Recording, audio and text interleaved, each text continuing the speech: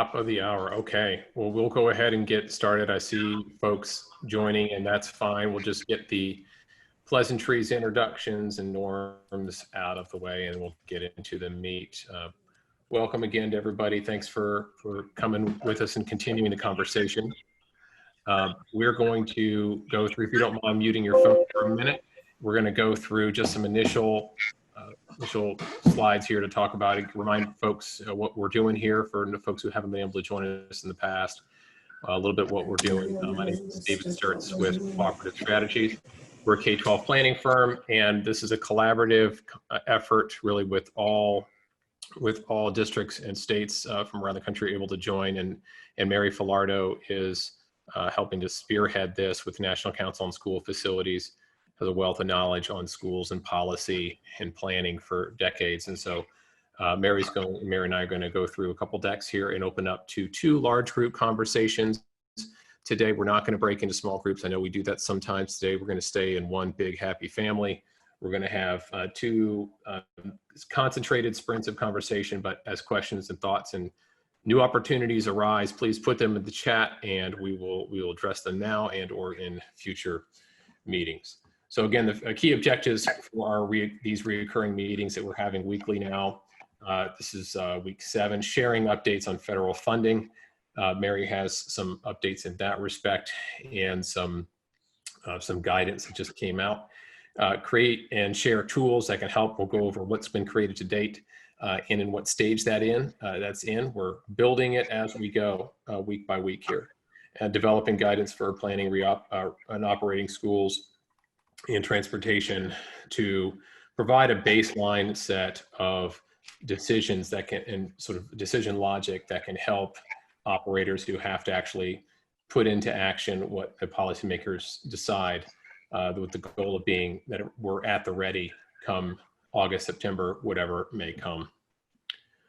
Okay, so our agenda here today, we're going to we just reviewed the working assumptions. We'll go over a couple more, review the products to date, brief policy update, work through 5 steps of engagement. We'll spend some time on that today.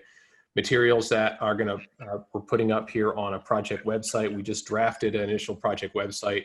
We're going to have the reopening task workbook on there, capacity calculation workbook, scenario building workbook, and budget estimating. These are continually being updated and improved, and we're putting them up on our website so you can see them, use them, and see things come to fruition here and use it as soon as is practical for you. Okay. Summary of our working assumptions as we go through every week. We believe that staff and students need to be safe during a pandemic for which there's no vaccine, so the tools to reduce risks and high levels of personal and facilities hygiene and social distancing will need to be in place. The public education, really, this is a big lift for public education. This is not how we're organized. We're organized to work in groups, not to be isolated. So there's lots of creative work, to put it mildly. It's also has expense associated with it. And finally, that we believe that parents can't be fully productive until the schools have returned. So as we go through here, what have we done to date? We started with some reopening strategy steps. We've drafted some, received feedback, created some preliminary guidance. We added at the end, you'll see in the appendix of this document when we send it out, apologize we couldn't get that out before the meeting. We'll send that out tomorrow morning. And that has some additional new feedback on bus capacity guidance based upon these conversations and others that we've been involved in. Also we are cross-referencing the guidance that we've been working with the plethora of individual LEA and state guidance documents. And Mary's team has created a reference document linking to all state guidance pages, which we will release. Modified school capacity, drafted, received feedback on that, got some partnership from an industry partner. No worries, I've been in meetings all day, and then I was like, why haven't I not heard from Mom? So I was actually texting Michelle to be like. And then we've looking at some additional next steps there and some staffing considerations, where some great work coming out of Denver Public with Sarah Walsh has done some work. We're trying to coordinate work with her to share some of what she's doing to consider capacity from a staffing perspective, which is of course very, very practical. scheduling scenarios. We started that conversation last week, and it's very complex. And so what we wanted to do was take a deeper dive into that today, try to simplify the discussion into a few key buckets, which we'll do here in a few minutes.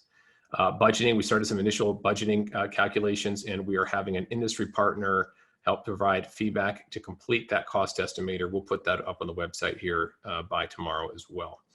Health and hygiene, that is out of our technical wheelhouse. And so, but it is absolutely essential, which is a no-brainer. And so we partnered with the National Academy of Sciences to provide insight here, and expect their guidance to be incorporated in this work by the end of June. This work will be both in a website format hosted on the National Council of School Facilities, and also available in report form as it matures. And finally, community engagement. We are starting some initial conversations on framework and guidance around community engagement, which we look forward to getting your feedback on. Mary? If you want to unmute yourself. I can unmute myself. There you go. Can you hear me now? Yes, we can. Great. So good afternoon, everybody. This is Mary Filardo, and just a little bit of update on the federal funding. Right now, the House has passed what they're calling the HEROES Act, which is a $2 trillion sort of CARES package. The Senate is not likely to entertain it at all as is.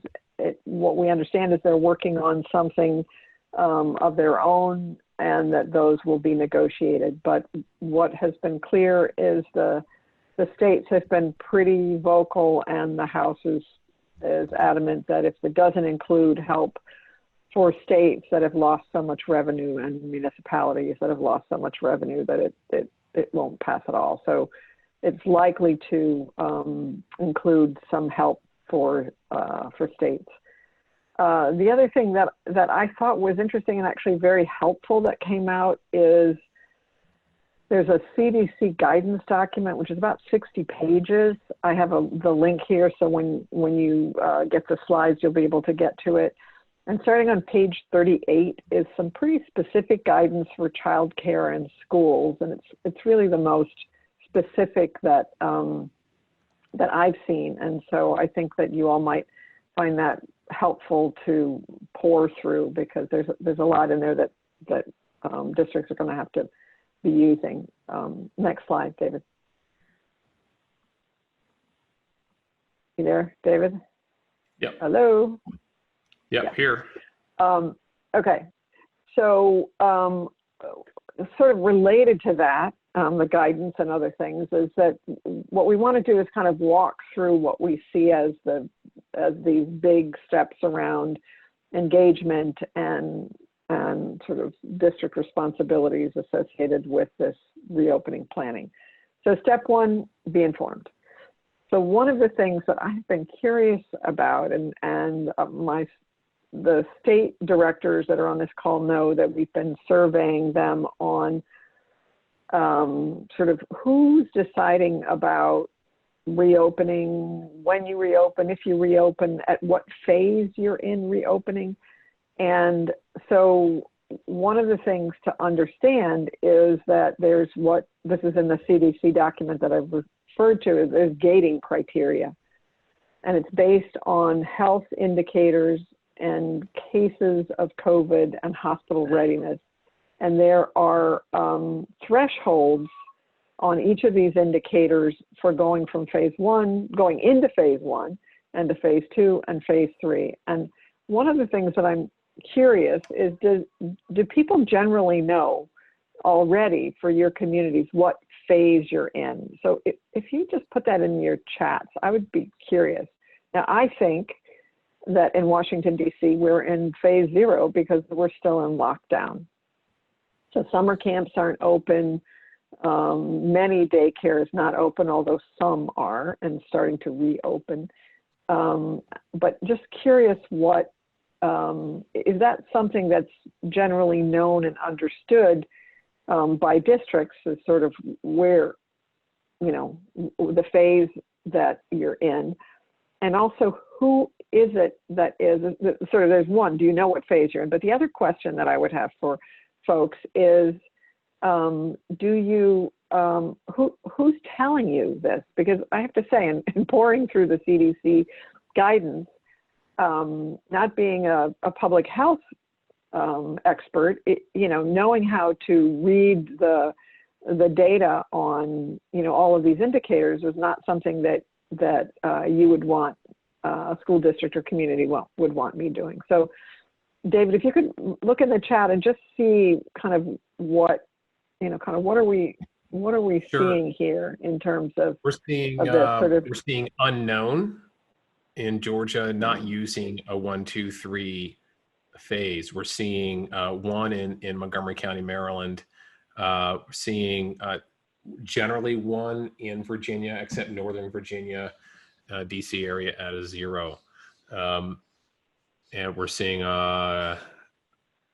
let's see, where else are we? Massachusetts, right. So in Idaho, go ahead. Yeah, in Idaho, it looks like, let's see, unmute Guy, or there's also, he's got a colleague there. I'm here, Mary. Yeah, so explain to us, I think it was, I don't know whether it was you on the chat or somebody else, but explain it for Idaho. Idaho has a state-specific phased process for reopening, not just the school program, but kind of the state as a whole.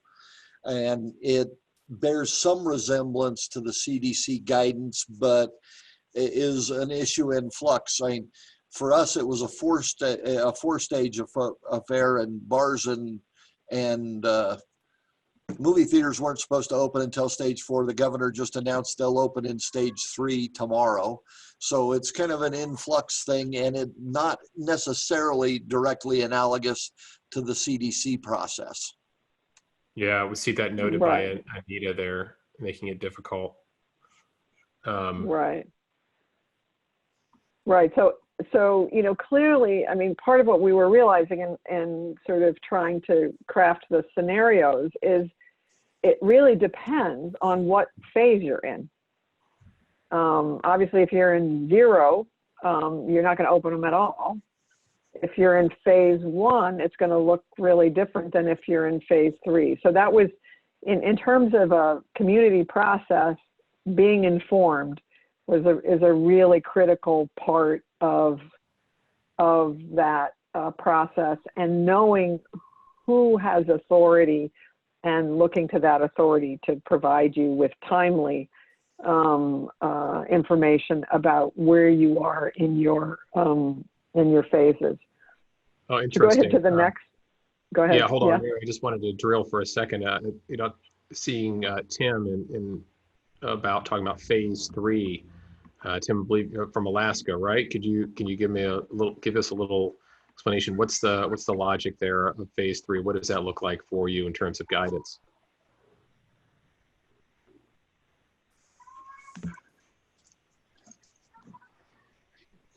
Tim, are you able to hear and unmute?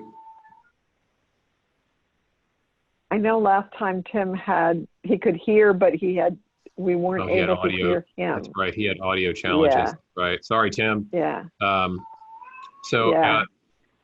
Jeff talked about California in phase 2 of 4. Could you, just for those of us who aren't familiar, do you know the high level there of what's phase 3, phase 4 look like relative to where you are now?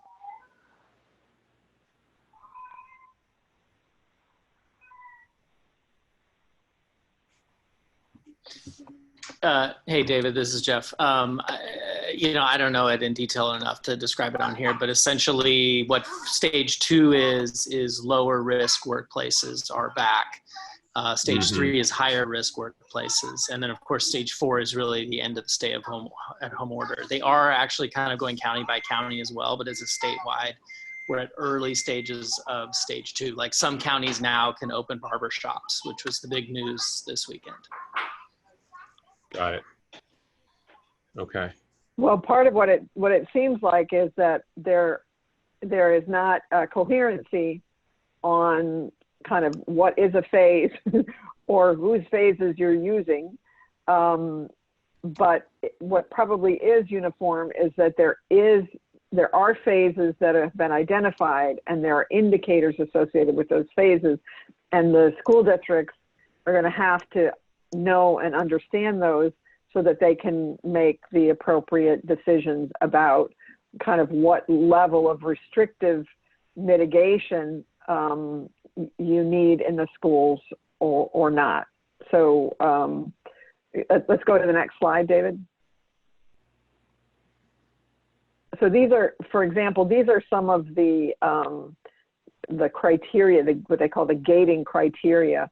And you can see these are very, they're epidemiological, technical, a downward trajectory. There's formulas for how these are calculated, indicators based on symptoms, on cases, and then on hospital readiness. So these are not in the, like a percent of students scoring at proficient or above. This is a different technical world. And so it's one that we are best leave to the public health folks, and that they will be providing to the districts. But as I say, the districts absolutely have to be informed about these gates and when we're moving from phase to phase. Go ahead, next one. So the next step in a sort of a broad engagement process is, first, be informed, second, be curious. So I couldn't resist. I've been pouring through pages of comments from a survey done by the Philly Teachers Union, and it's just so important because there's nobody quite like teachers in the classroom who are going to have to live the decisions of the public health and the school district folks. And so I thought it was worth a second taking a look at some of these comments and realizing how important it is to be curious about what parents think, what teachers think, not just what public health officials are saying. And you can see that there's some real challenges on this. I know Miami-Dade has done a survey. They've got a survey out now for in Florida of students.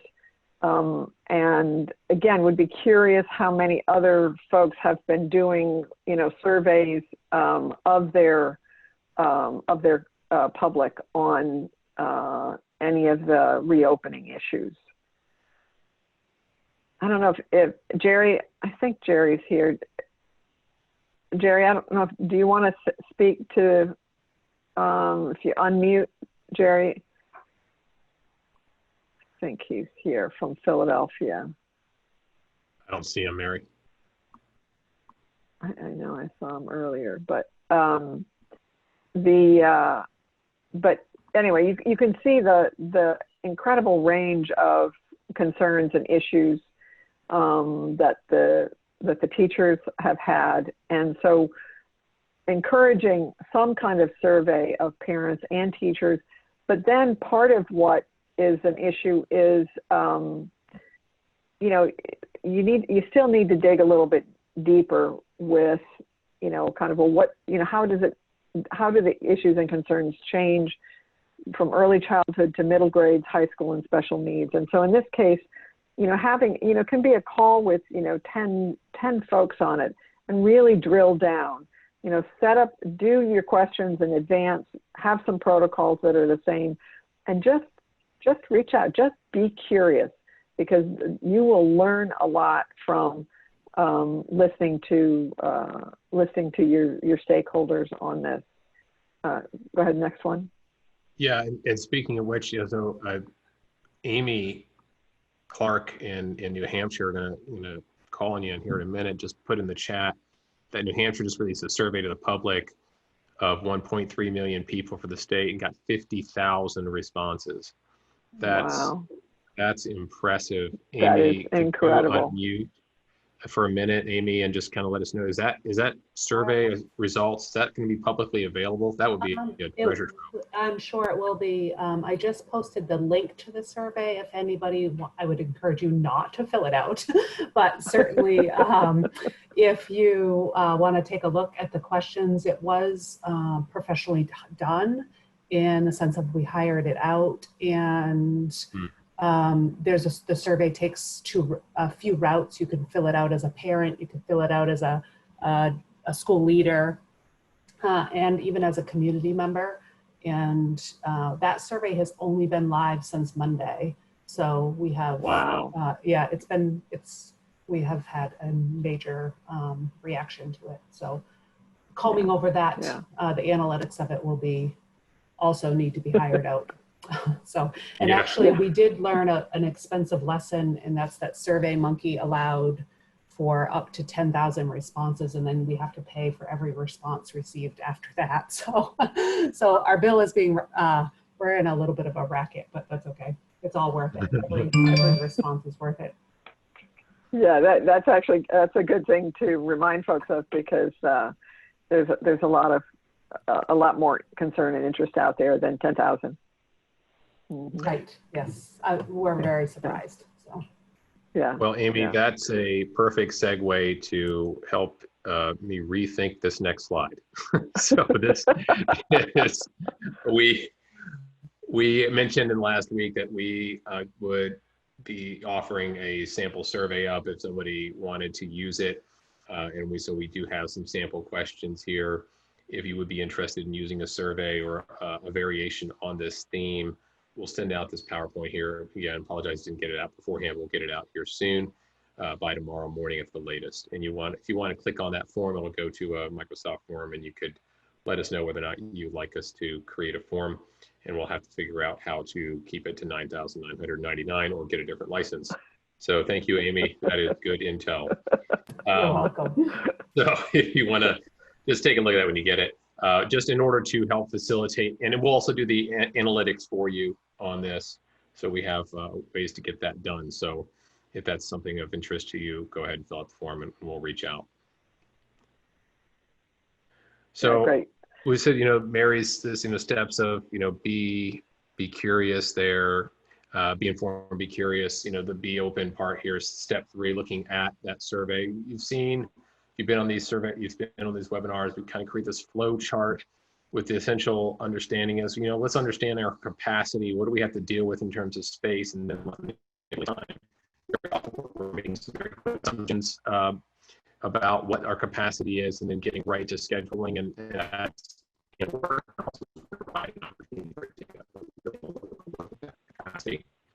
David, what we heard is that bus. Are you? Yes. You're kind of coming in and out. Is that just me, or is that everybody? Did you turn garbly?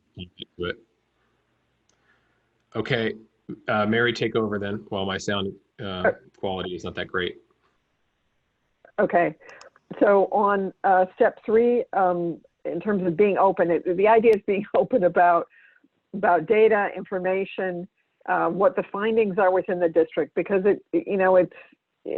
clearly districts have been sort of sorting through their capacities, their staffing, testing one approach, another approach kind of internally. But it's really going to be important to share that and be open with that with with your school communities. And so to be open about the district considerations, the concerns, and the capacities, whether it's in transportation, in staffing, in space. These are public schools, so they are, the problems of our public schools are all of our problems, and the public needs to be brought in to help resolve these problems and think through what the possibilities are. So David, try again. Try it again. Are you there, David? You want to unmute yourself, David?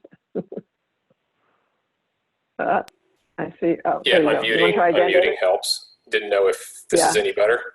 Are we any better or still bad? It is. No, it's much better.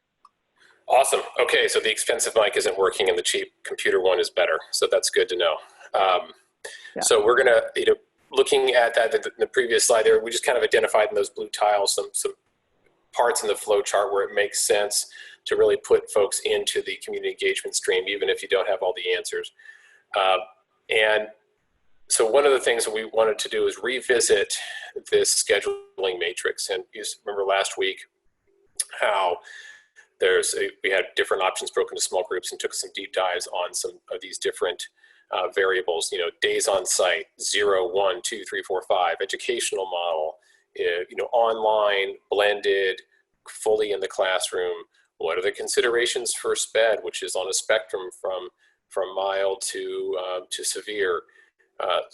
Student support services, length of school days. If you're going to be there less days, can you be there longer? What is the class size calculations? We've gone over those in previous work.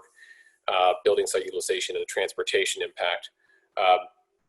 And at the end here, just want to reference, we did put some notes in the appendix on some additional bus guidance. Would like your feedback there.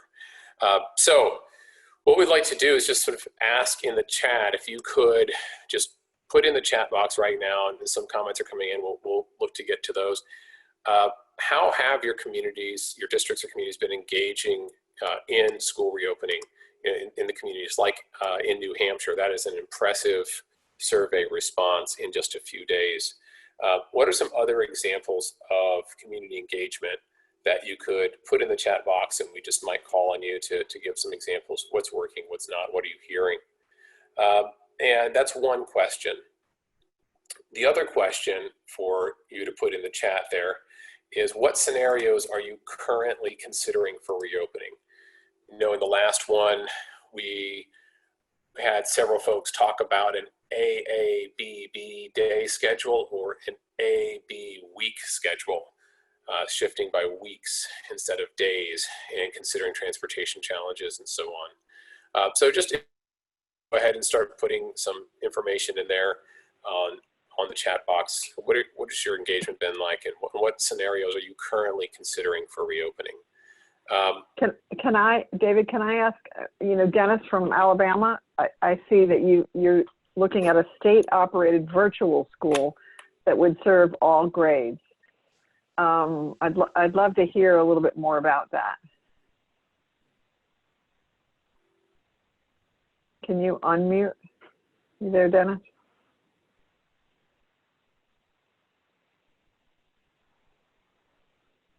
Let's see where. Do you have to unmute him? He should be able to unmute. No, he should be able to unmute. He should be. The chat box says his mic doesn't work. Oh, that makes two of us. His mic doesn't work. Oh, that's too bad. Well, so Dennis, you're going to have to tell us more about that on the chat. I mean, some of the questions that came up in my mind associated with that are, is that completely voluntary, a way to address families if the schools are open in the district, but a family is at high risk in some way, and so then they would go to the virtual school? Or would the state be saying, we're going to sort of centralize our education, and some districts stay closed and some are open? It's just an interesting sort of how that interacts, how that state school interacts with other districts is the thing that's kind of interesting, to me. It would be challenging, but very interesting. And so Rob, I see too. So the districts have to return their plans July 1st. This was another question that we asked our state directors, because I thought it was actually going to be a really important issue, which is, does anybody have to review or sign off on your operating plans in the fall? And so, Rob, why don't you speak to that for a moment?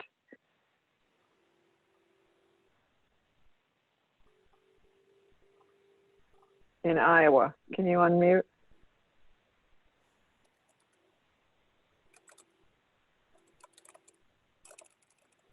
Rob, I see you're muted. Yep, I just came off now. Go ahead. There you are. Okay.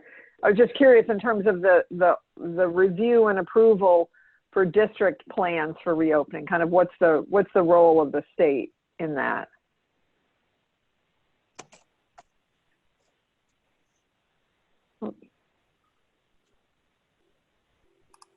Can you, Rob, you're muted.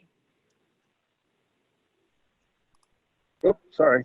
Actually, okay. The plan submittal is pretty minimal in the fact that what districts are signing off on is a set of assurances that they have to make sure are in place when they go back to return to learn.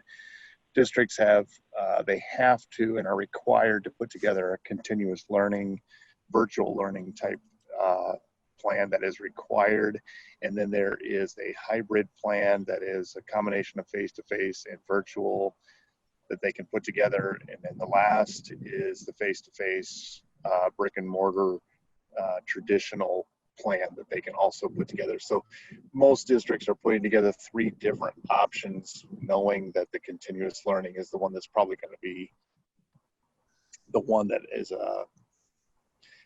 I think most districts are probably finding that that's going to be the one that they're going to rely on the most, knowing that that's the one that's the for sure thing at this point in time. Rob, what's the continuous learning? Wait, what? That's the virtual, the remote one, or is that what that is? Yeah, that's the virtual learning. The continuous learning plan is a virtual plan, basically. So the districts aren't figuring that they're actually going to be back operating in seats? Well, I think what we see right now and what we know right now is that is the sure thing. We know that the education for sure is going to be, I guess I don't know how to describe it. I don't know that schools at this point in time have any confidence in returning, to be honest with you, at this point. And they know that what's required is going to be some type of virtual required learning for districts. I guess that's maybe the best way to put it. I don't know I think there's so many up in the airs at this point in time. They're just trying to grasp, just trying the concept of, how can we get everybody in a classroom, and how do we have enough kids or, staff, and how do we transport kids? And, I think tackling all of that right now there's just a lot on schools' plates. And we just did a department update today with a lot of the district leaders. And, frankly, just some basic questions that they're trying to get answered right now, and it's difficult to give them information that changes on a daily basis, as all of us know. It's changing all the time. So, but from the state level, I think what they're trying to do is know that depending on how we approach the fall, that there has to be a virtual plan in place that is not it's not a voluntary plan. You have to have some type of educational plan in place, and the required one is the virtual plan, so that they know there's some kind of educational system happening. Yeah, I think that's interesting. The notion that, if you're required to deliver an education universally, that the one that folks would be focused on is how to do that remotely if they're put in the position again where they can't be in seats. Sort of with the notion that, well, we know how to do it the other way, but we need to spend more time on this one. So I'm curious, Mike Rowland, can you unmute for a second from Georgia? Because I know Georgia, I would be thinking, since it's one of the states that's sort of opened up early, might be thinking the kids will be back in their schools in the fall, but what's your sense? Yeah, it's a lot like I'm hearing. It's a little all over the place. I've sent some information in the chat that our governor and state superintendent have created 7 working groups that are aimed at restarting Georgia schools. But I'm talking personally with a couple of the larger districts in Georgia. DeKalb County's one of them. I think some of their people are on this call. And what I'm absolutely convinced of is that in most cases, districts are going to have to create menu options for parents. We talked about, we said we virtually learned in the spring some, but maybe that didn't really go as well as we thought. And my pushback to that was, well, that can't be the reason we don't continue. We got to get better at it. And if we don't, I think I have this fear that parents are going to withdraw from schools in general. And I mean in every way, taking their kids, taking their time, taking their money. They're just not going to participate. So I think these working groups are set to start next week. So I think some of that will be unfolding. But my sense is that we're going to have some kind of, well, let me say this. Georgia's a very diverse state. You've got some counties that have had 1 or 2 cases, and they happened in nursing homes. Those systems may very well go back to school just like they always have. But in hot spots where there have been hundreds and thousands of cases, that's not going to happen. So my intuition is that local districts will have wide latitude to judge their own capacity and their own level of restart. But I think most of us who are watching the systems that have been affected largely are coming to the conclusion that there's going to have to be some kind of menu options available for parents. Yeah, I've been hearing that, Mike, is a need for some parent choice in this, a managed choice scenario. Of course, can't be all over the board, but some kind of managed choice with enhanced virtual for all. I noticed a couple comments here on the possibility that elementary comes back first, high school second, or high school all virtual. One of that was from Georgia, DeKalb, and one, I believe, Robin in Montgomery County, Maryland, if I got that right. I was wondering if one of you could speak to some of the thinking there, the rationale. We've seen that several times, and I was just wondering what the rationale is and what the thought is on the use of high school space. Is it the idea that elementary and middle will spread into the physical high school buildings, or that the elementary and middle will stay in their respective schools? So Robin, you want to speak to that? Sort of what's the thinking on that, segmenting the elementary and the high school kids, keeping them? So there's a couple of thinking behind that. One is the transportation issue, in that you simply can't transport 120,000 students using the school buses in a timely scenario to get them to school when your transportation capacity has been cut down to 10 or 11 students per bus. So that's one part of the equation. Another part of the equation is the capacity issue, in that if you want to socially distance in a school that may already be considered 100% capacity, you need excess capacity. We can't do it by portables. And even when you add some of the unused or normally not used program capacity components of the building, you won't have enough to get there to house all your students. So if you can use middle school capacity or high school capacity, you can spread those students out. Another component that needs to be considered is that the childcare sort of component of it. You can't have your kindergartner at home learning remotely if there's no one home to watch them.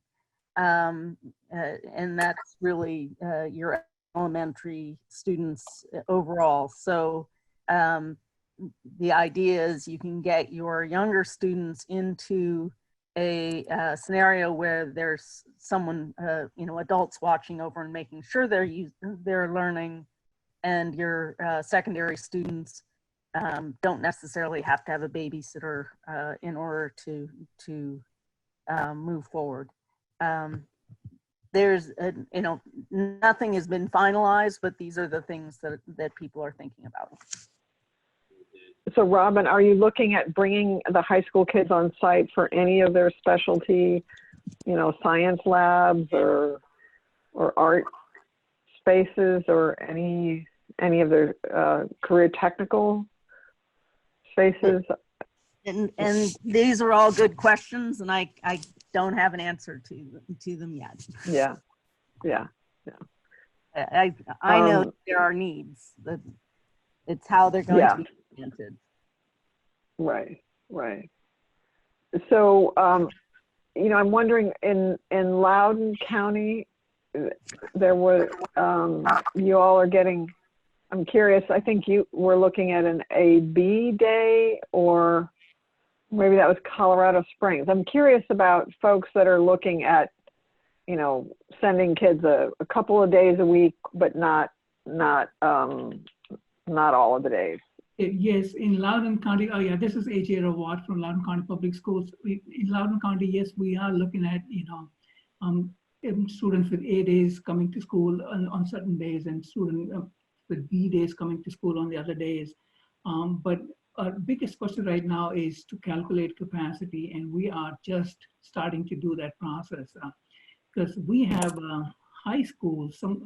Not all of them, but some of our high schools have as many as 2,200 students, and some middle schools, most middle schools range from 1,000 to 1,600, and our elementaries range from 200 to almost 1,600.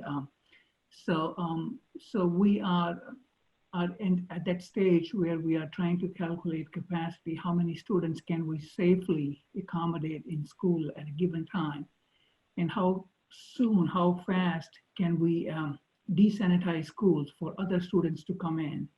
And as Robin said, transportation is another issue. We have 85,000 students in our school system, and out of those 85, we transport about 70,000 students. And we can only transport 10 kids at a time. So those are some of the challenges we are dealing with. But right now we are at the stage we are trying to calculate capacity to see how feasible it is to bring students, A day students on certain days and B day students on certain days. Right. Now, what's interesting to me, so Loudoun County is kind of I'm in Washington, D.C., so I think of it as an ex-urban county. It used to be, rural Loudoun County, but not so much anymore. Not anymore.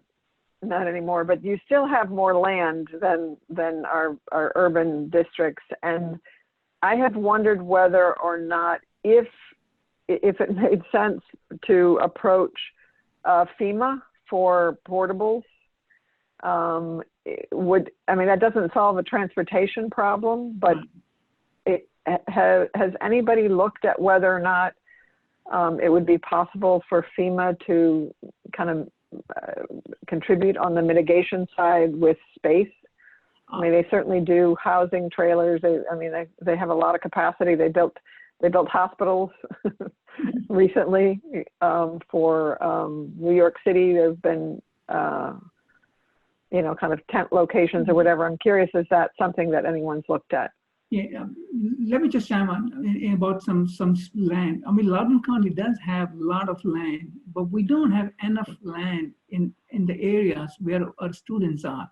Loudoun, as you know, can be easily divided into Eastern and Western Loudoun. Western is still very rural and has lots of land. However, the Eastern Loudoun, where most of the students reside, doesn't have as much land. And no, we have not, thought about putting in modulars or trailers for students yet. Right. If somebody else were paying for it, would you?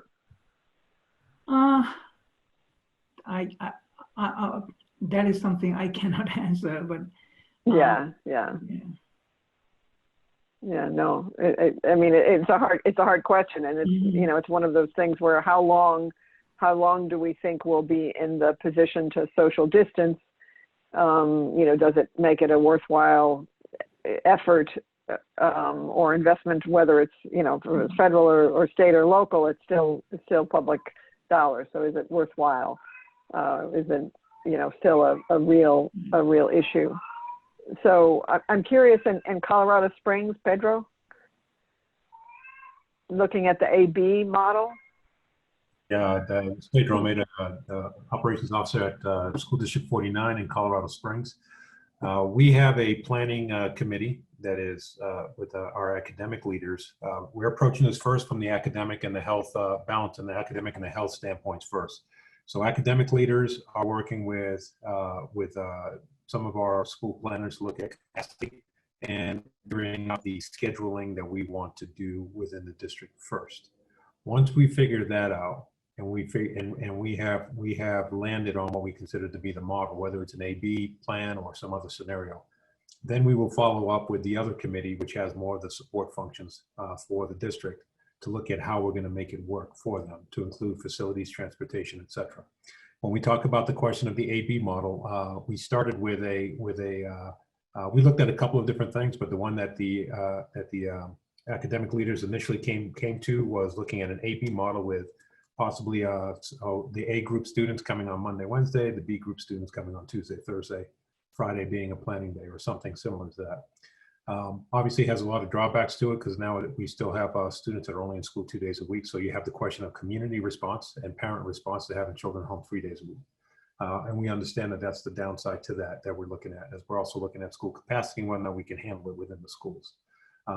We then morphed, and we are now also looking at a question of trying to emphasize elementary students in the classroom and trying to determine capacity and a possible model where elementary school students would be able to be in school at least 4 days a week, because there is a strong consensus across our community that the elementary students missing out on school is the bigger issue that we want to put some focus on. So even if that means that we're leveraging secondary schools, possibly middle schools, to expand our elementary capacity, and then therefore having less capacity for the secondary school students, we're actively asking ourselves that question right now because of that emphasis on elementary schools. Last comment I'll make is on the transportation side. We are a split between urban, suburban, and rural across our district. We have it all, from inside the city to folks actually coming up on horseback on occasion to bring their kids to school. So we have that entire mix. But we see the transportation piece as one where we're going to have to rely on our community. We have the limited amount of transportation. We simply cannot get there from here if we're putting 10 students on a bus. And we're acknowledging that pretty early in our planning process. And that'll be something that we'll deal with after we have the schedule set. So one of the things I'm curious about related to the transportation with folks here is whether or not parents have been surveyed in your district about driving children to school. I mean, here in the District of Columbia, we use the public transportation, so there are a lot of families that don't actually have cars. But in some of the towns and other communities, people have cars. Now, whether or not their schedules line up to a school schedule, but I'm just curious whether or not you think parents are more likely to be driving their kids to school in a kind of socially distanced environment, thinking like, oh, I don't want my kids to go on the bus, but I do want my kid in school.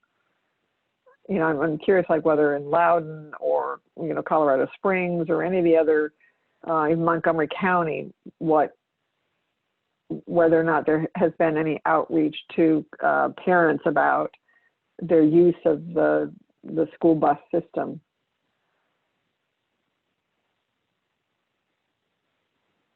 Julius Monk has put out in the chat that's a survey question going out tomorrow in the district, so I look forward to hearing it. Yeah, interesting.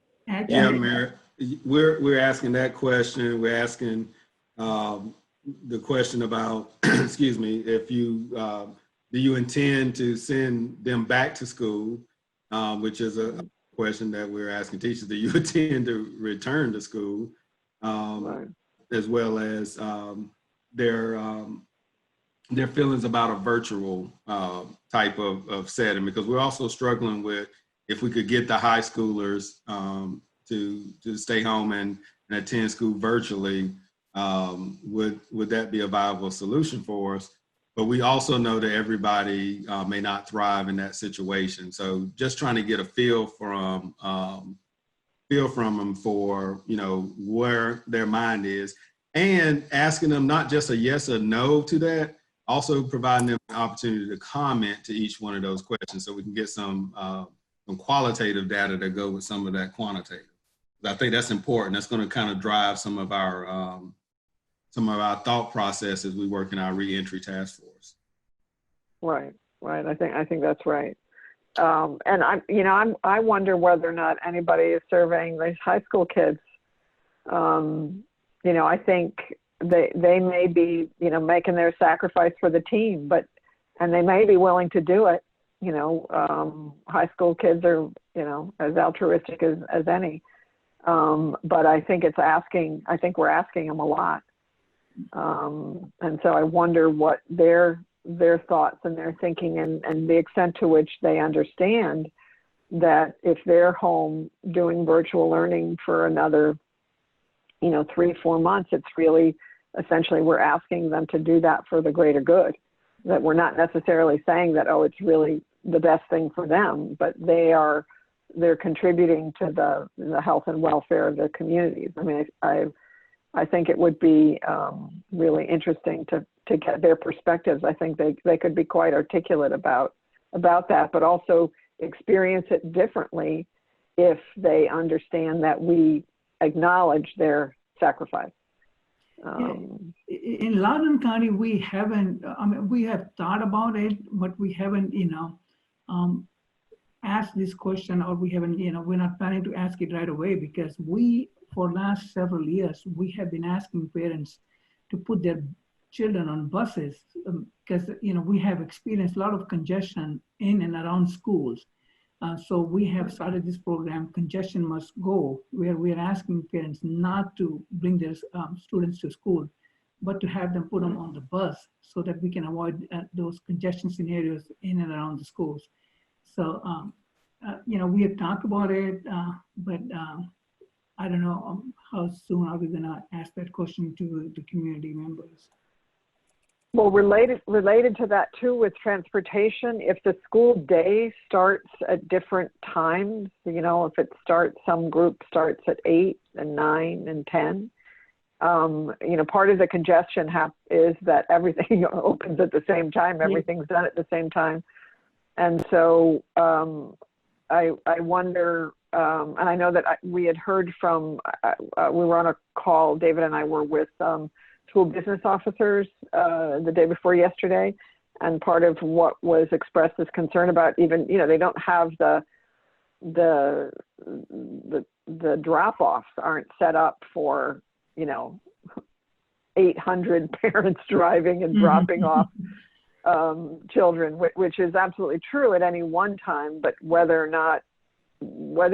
not it makes sense to be playing with the school hours as a part of playing with the kind of the capacities and the time, I think it might make sense, but those are all very logistically challenging changes. Yeah. Staggered bell schedule would be an option to avoid that, but I don't know how practical would that be, especially if students are coming at different timings. We do still have to disinfect schools before the fresh batch of students come in. So that's another. But I know that one of the recommendations is that students not be arriving at the same time, so that they are. If you think about one of the major social distancing pieces, and has to do with keeping small groups together and not mixing with each other.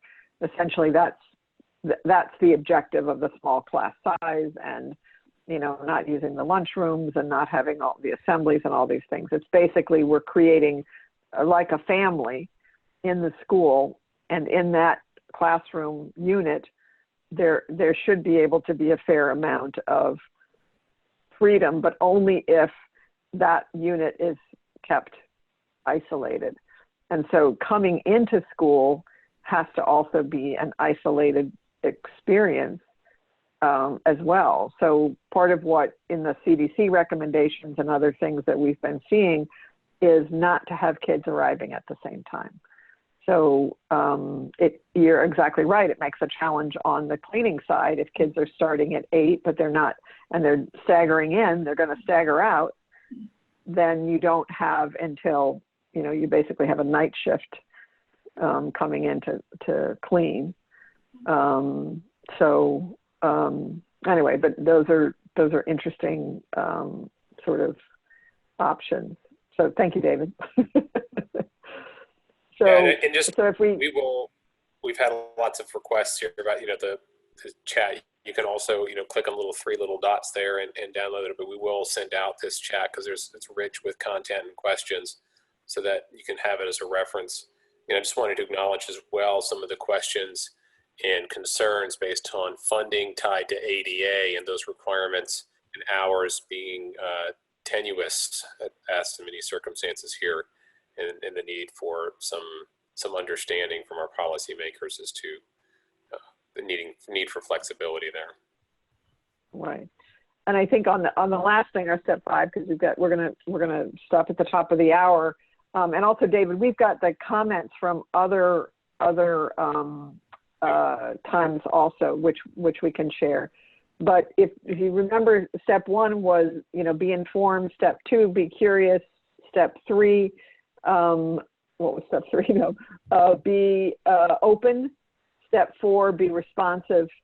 And step 5, really important to assess the impact of all of these scenarios and ideas on the operations. Are they going to be affordable? Are they going to be logistically manageable? Is it going to be possible to staff? And in part, by doing that early, I think,